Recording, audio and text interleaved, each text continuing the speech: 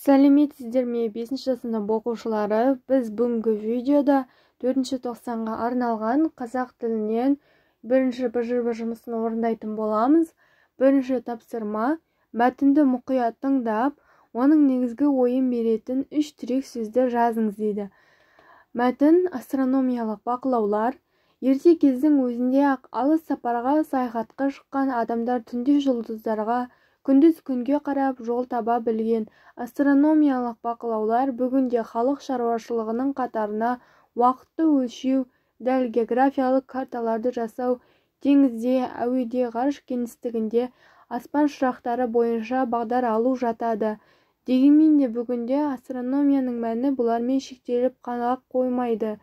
Ай мен күн жүйесінің ғаламшарларын зерттеу өзіміздің жерімізді жақсырақ білуге септігін тигізеді. Жер айналасындағы ғарыш кеңістігі мен жерге жақын маңдағы аспан денелері қазірдің өзінде-ақ адам қызметінің шеңберіне еніп отыр.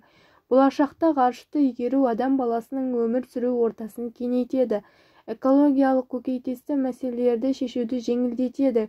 Аспан денелерінің көрінбейтін сәулелерінің негізгі бөлігі жер атмосферасына жұтылады және жердің бетіне жетпейді. Сондықтан да жерден жүргізетін бақылауды атмосферадан тыс кеңістіктен жүргізумен толықтыруға болады дейді. Енді сол бірінші тапсырманы орындаймыз. Осы мәтін бойынша 3 тірек сөз. Бірінші тірек сөз: астрономиялық бақылаулар. Екінші тірек сөз: ғарышты игеру. Үшінші тірек сөз: аспан денелері. Келесі екінші тапсырма: сұрақтарға жауап беріңіз дейді. Бірінші сұрақ: адамдар не себепті ерте замандарда жол табу үшін аспан денелеріне сүйенген? Себебі ерте замандарда адамдарда қазіргідей уақытты, бағыт-бағдарды дәл көрсететін сағат, компас пен карта сияқты белгілі бір құралдары болмаған. Ертеректе адамдар күн мен айға, аспандағы жұлдыздарға қарап жыл мерзімі мен уақытты айыратын жолды табатын болған. Сондықтан да олар осы қажеттілік салдарынан аспан денелерінің қозғалысын үнемі бақылап отырған.